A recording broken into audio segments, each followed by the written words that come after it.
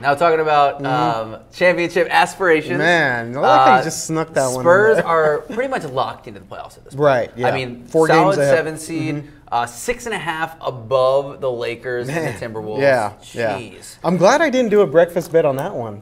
Because I did say that the Lakers were going to make the playoffs. I did too. Man. And the problem was, we thought they were going to knock out the Clips. Right, yeah. So here's the thing, though.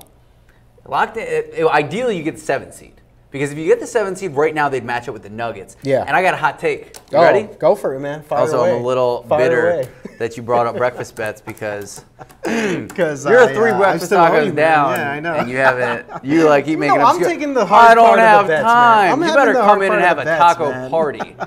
You just said earlier I'm the most stretched thin. Andrew and myself are the Pete's is right next door. All you got to do is stop in there. 3 machacado on corn. If you're listening, Pete's, we love you, man. I will probably stop by pretty soon. And if you want to sponsor our podcast with free breakfast tacos, you'd appreciate let's that. do it, man. Yeah, I'll take that. Yeah. So here it is. Shameless plug. Nuggets, I think we could win. I think in a 7-game series. I mean, you saw it 2 games ago. Yeah. Beat the Nuggets. I mean, here's the thing. You've Jakob Poeltl guarding Nikola Jokic. Their biggest thing is they have a lot of depth. Yeah. Last time we played, they had 10. They had a 10-guard rotation or a 10-player rotation, and they're all getting substantial minutes. Right. I mean, shout out to Malone because he's actually figured out the rotation very well. Yeah. That's why they're the number 2 seed and they didn't even make the playoffs last year. But I think Spurs, they have more top-tier talent.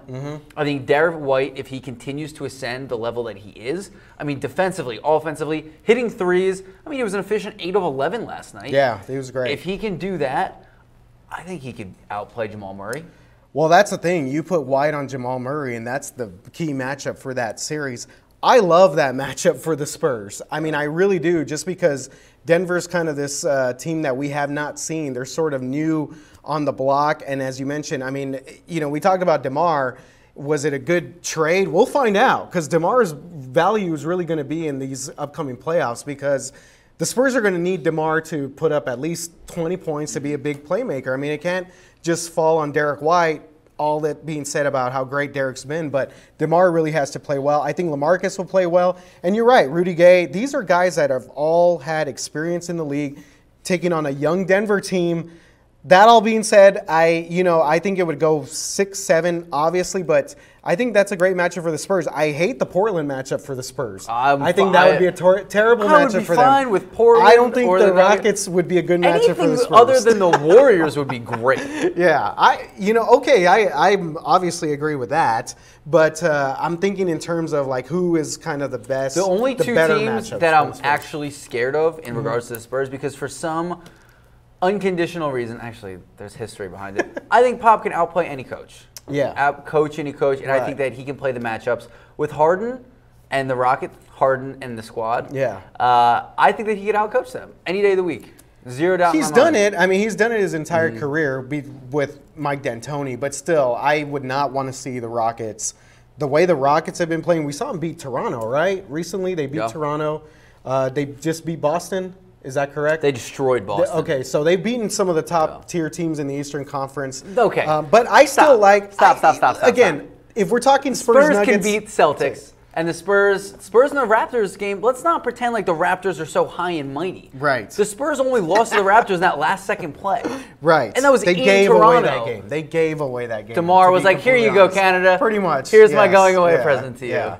They pretty much gave that game away. Speaking of DeMar, though, this is one of his worst seasons scoring-wise in the last 5 years. But it is his best season on the other sides of the ball. I mean, defensively, getting more boards. Right. And running the show through him. He doesn't have Kyle Lowry anymore. He's got the most assists he's ever had. Yeah, he's been, look, I mean, for everything that we've said about this trade, I think DeMar has been great just in the sense that early on he had to be the playmaker. There was no Derek White, no DeJounte Murray. The team is adjusting to not really having a point guard. He has absolutely taken a step back just because he's sort of now kind of a part of this offense as opposed to feeling like he really has to be the guy. And you hear DeMar post-game, he's got a very kind of, he's got a good viewpoint on a lot of things. He's not very high. He's not very low. And I think it's really just a stabilizing force with that team. Now, I do think DeMar's going to have a game in the playoffs. I was going to say, you're giving him like way too much No. credit. He's going to have to have a game where he drops 30 points, where he's really going to have to be like the go-to guy. 30. I'm thinking like 35. I mean, that's what I'm saying. He's going to have one of those games in the playoffs for the Spurs to be successful. Again, we will see DeMar DeRozan's value in the playoffs. I think right now he's taking a little bit of a step I just back. think you're kind of babying him a little bit. Here's my thing. I think you're like, welcome to San Antonio. He started off hot. I mean, this is a guy who averaged 27 points a game. Like, he is a talented guy. He was in the running for MVP at one point last year. Right. And, like, he comes to San Antonio and he takes, like, 6 steps back. I get it. It's more of a system. Pop's running the show. It's not led by star players. Right. But at the same time, be better. Yeah. I mean, he's shot more three-pointers last year than he did this year. It's a three-point league. He's not even shooting threes right now. No. It's he a didn't shoot three-point them. league. Yeah. I looked up the numbers. The Spurs are averaging the least amount of threes in the NBA at 25 a game. Last night was a little more at 30. But the overall is averaging 31. Houston leading the league, averaging 44.7. That is almost 20 more threes a game. Right. I mean, just playing the numbers, that should help a little bit. Okay. But so if you do look at the stats, DeRozan having his best shooting year since his rookie year. Best shooting year? Yes, field goal percentage-wise. Okay. He's having his best year rebounds, having his best year for assists, and again, the points have fallen off a pretty good amount. But again, the Spurs, he is not the number one option for this team. LaMarcus Aldridge is the number one scoring option for this team. Coach Pop said it should have been 1A and 1B. Coach Pop said, well, here's the deal. Coach Pop said when Derek White got hurt and he got his plantar fasciitis or whatever, that Derek White was the second most important player on this team. I think that's more said defensively. I'd say overall, but still, at the same time, if you have Derek, I think DeMar's ego was hurt got, after he was traded. I think he thinks he was untouchable, and once he got traded, his ego got hurt, and he's like, okay, I have to take a step back. Sure, I mean, I totally agree with that. I think, whether he felt like he had to take a step back, that I don't know. I think the ego for sure was hurt. I think even now here's another take. I don't think the team's going to go very far if. No offense to LaMarcus Aldridge, very talented. I don't think if LaMarcus is the best player offensively, I don't think your team is going to go very far. Well, LaMarcus is, what else do the Spurs have besides LaMarcus? DeMar. If DeMar is going to give you 20 to 25, I'm good with that. I'm good with DeMar. How many times did you shoot last night? He shot 14 times last night, which was, again, a bit of a surprise. I'm with you on that. I think that I just don't know why he's getting more shots up. You don't know why he's getting more shots? Why he's not getting more shots up. 14 shots. We had LaMarcus take 16. Derek White took 11. Rudy Gay took 10. Bryn Forbes took 10. So several guys. Andrew's waving his Andrew's waving the white flag on this. All right. Before we go. Again, wait till the playoffs.